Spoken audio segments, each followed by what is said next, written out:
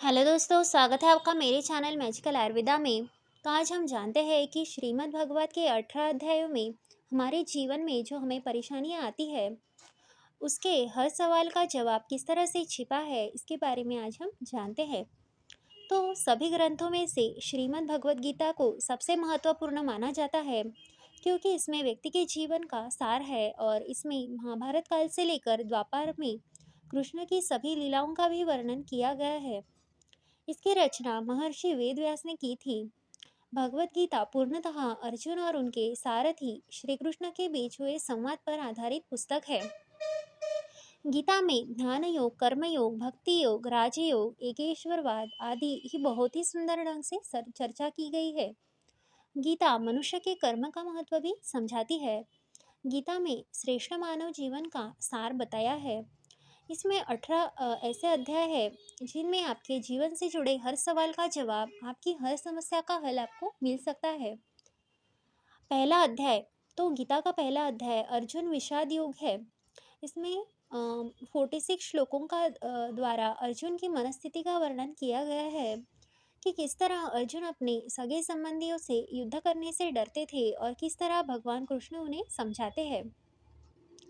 दूसरा अध्याय है कि गीता के दूसरे अध्याय में सांख्य योग में कुल 72 श्लोक है, और जिसमें श्री कृष्ण अर्जुन को कर्म योग, ध्यान योग, सांख्य योग, बुद्धि योग और आध्यात्म का ध्यान भी देते हैं। यह अध्याय वास्तव में पूरी गीता का ही सारांश है। इसे बेहद ही महत्वपूर्ण भाग माना जाता है। तीसरा अध्याय यह कर्मयोग है।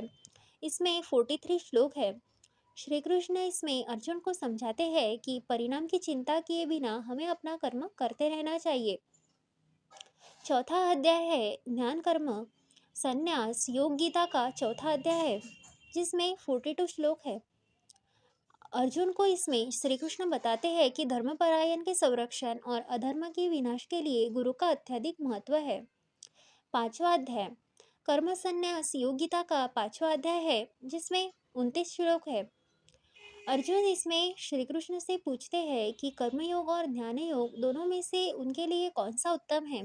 तब श्री कृष्ण कहते हैं कि दोनों का लक्ष्य एक ही है, परंतु कर्मयोग बेहतर है।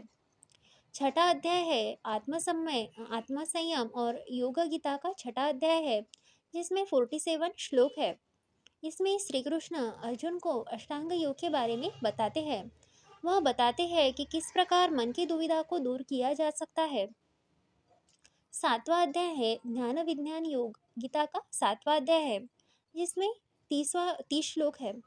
इसमें श्री कृष्ण निरपेक्ष वास्तविकता और भ्रामक ऊर्जा माया के बारे में अर्जुन को बताते हैं। आठवां अध्याय, तो गीता का आठवां अध्याय अक्षर ब्रह्म योग है, जिसमें 28 श्लोक है। गीता के इस पाठ में स्वर्ग और नरक का सिद्धांत शामिल है। इसमें मृत्यु से पहले व्यक्ति को सोच आध्यात्मिक संसार तथा नरक और स्वर्ग को जाने की राह के बारे में भी बताया गया है।